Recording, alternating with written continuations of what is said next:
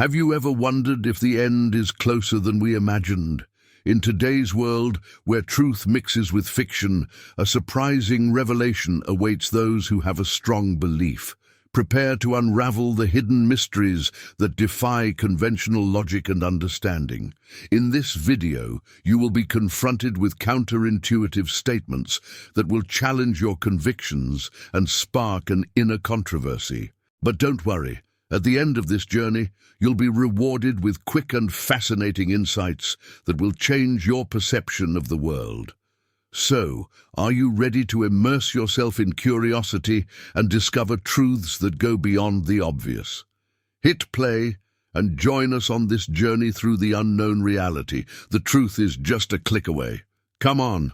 Have you ever stopped to ask yourself why so many people are willing to accept the mark of the beast? In Revelation 13:16-17, it is mentioned that no one can buy or sell except those who possess the mark, the name of the beast, or the number of his name. As we delve into the pages of the book of Revelation, we come across the mark of the beast and the suggestion that people will adopt it with devotion. Although it may seem that all this will happen suddenly, the reality is more complex. This change will not occur instantly. The spirit of the Antichrist is already at work. The god of this world is exerting its influence, as we are told in the Bible in 2 Corinthians 4:4. This verse reveals to us that the god of this age has blinded the minds of unbelievers, preventing them from seeing the light of the gospel that reveals the glory of Christ, the image of God. 1 John 4:3. It is mentioned that any spirit that does not recognize Jesus does not come from God. This is the spirit of the Antichrist, who we have already heard is coming and who is actually already at work in the world. If you ask people today if they would accept the mark of the beast, if the Antichrist brought it, or if the time came to receive that mark, most will say no. They understand what the brand stands for. However, what we really need to understand is that this influence does not arise suddenly. It is already present among us, shaping thoughts and actions in ways we often do not perceive. We understand what it means and where it comes from. So I've always wondered, why would anyone accept the mark of the beast? It doesn't make sense to me. Why would anyone do that? How do the Antichrist and the devil plan to attract people to their brand? What strategies will they use to convince people to accept the brand? There are two main approaches that the devil will use for this, and I will explain what they are and how they are already in operation in the world today. These main approaches are deception and idolatry.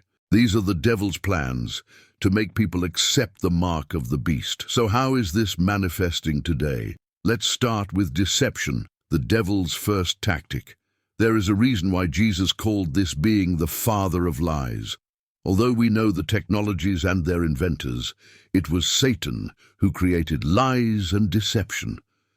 In John 8:44, it is written, "You have the devil as your father, and you want to fulfill your father's wishes." He was homicidal from the beginning and did not hold on to the truth because there is no truth in him. When he utters lies, he speaks of what is proper to him, for he is a liar and the father of lies. One of the devil's main tactics is deception. In the Garden of Eden, he used deception. He tried the same with Jesus but failed. And he's still using that method these days. When the Antichrist takes center stage, he will not come with red eyes and horns sticking out of his head. He will present himself as a man of peace, tricking the world into believing that he is the solution to all global problems. That will be your great disappointment. In the beginning, he will not reveal his true intentions. The world will trust in him, exalt him, and elevate him. Your presentation will captivate people, leading them to worship. He will accomplish deeds that others cannot, bringing unprecedented solutions and peace where others have failed. In 2 Thessalonians 2:3-4, we are warned. Let no one deceive you in any way, For this will not happen without the first coming of apostasy and the man of sin, the son of perdition, who opposes and rises up against all that is called God or worships, so that he will sit like God in the temple of God, wanting to look like God. The Antichrist will speak slander against God. He will say many bad things about God, only to deceive people, to worship him. The Antichrist will turn the people's focus from God to himself. In Revelation 13:1-10 there is a vivid description.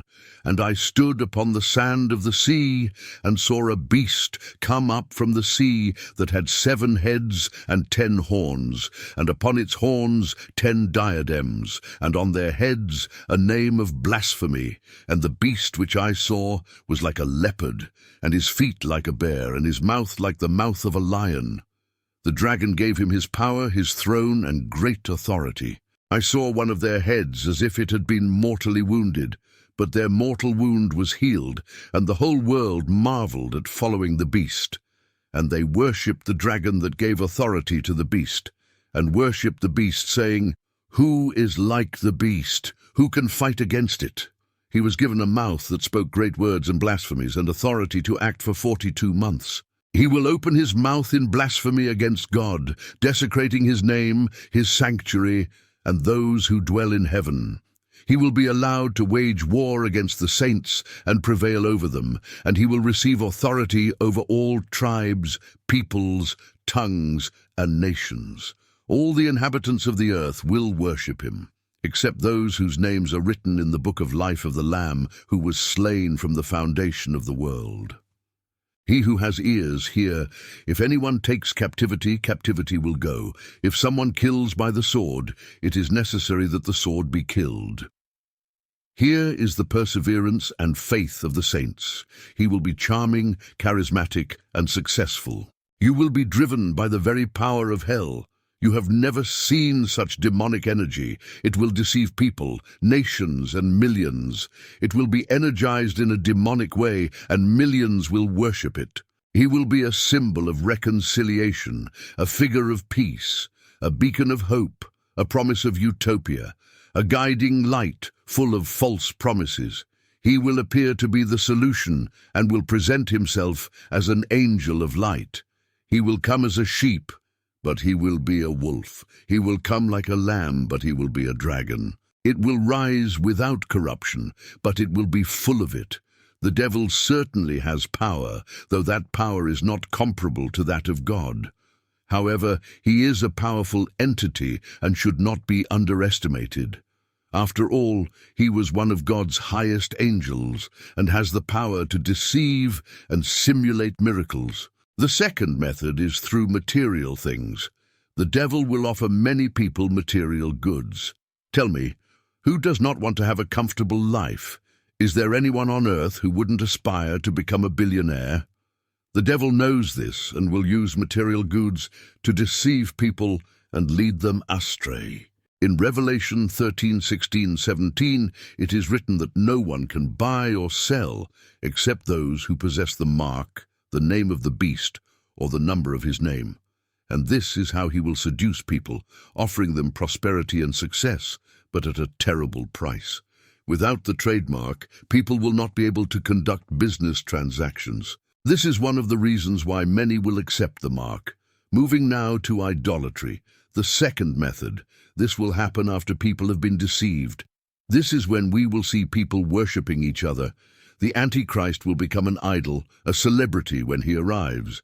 This man will be loved, absolutely adored by the world. Now I want to ask you a question. Don't you think the world is already ready for him? We often sit in front of the television to watch movies, sports, and see various things on TV that we admire. There are musicians we admire, athletes we worship. I am not saying that we should despise them. There is nothing wrong with enjoying the sport or the people involved in it.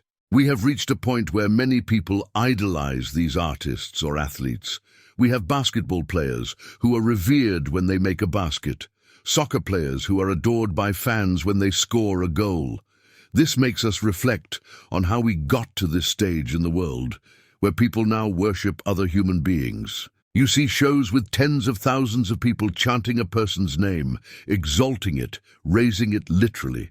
Thousands of people shouting someone's name. Would you say this is not worship? Yes, it is. Just look at the lyrics of the songs we sing in praise and worship. Take, for example, that song, Let Your Living Water Flow. Jesus, Jesus, Jesus, we sing to the Father, exalting his name. But now we see people exalting other human beings. That's idolatry. You see celebrities walking down the street, and people literally faint at the sight of them. 2,000 years ago, idols were carved images and massive statues before which people prostrated and worshipped. But the devil adapts to the times. Today, we are too sophisticated to bow before a wooden statue. So modern idols for us are celebrities. As a Christian, you should never neglect yourself. Do not think that man's plan of sin will only come after the rapture or at some future time. John shared the revelation of the beast from the sea and the earth. In 2 Thessalonians 2, the Bible talks about a specific man called the man of sin, also known as the son of perdition. The Bible says that this man will appear in the last days, beginning to operate in this period. We need to understand this clearly to know when this man of sin will appear. Verse 3 says, "Let no one deceive you in any way, for this will not happen without the first coming of apostasy, and the man of sin, the son of perdition, will be revealed to the world." All will see this man in action. What will this man of sin do? Continuing in verse 4, "He who opposes and rises up against everything that is called God or worships, so that he will sit, like God, in the temple of God, wanting to appear as God." Now we see that he has the same attributes as the beast mentioned in the book of Revelation 13. This man will speak blasphemies and stand as God, so that people will worship him. When will this man begin his work? When will people start working for him? Will it be after the coming of Christ or now? 2 Thessalonians 2:7 gives us the time when this man of sin will begin his work. It says, "For the mystery of iniquity already works. There is only one who now resists until it is put out of the way." We need to be honest with ourselves. The spirit of the Antichrist is already among us. He is already at work, and many of us are not realizing it. As we end this revealing journey, remember, what we've just explored is just the tip of the iceberg. If you were surprised, impacted, or even shocked by the truths we unveiled today, know that there is much more waiting for you.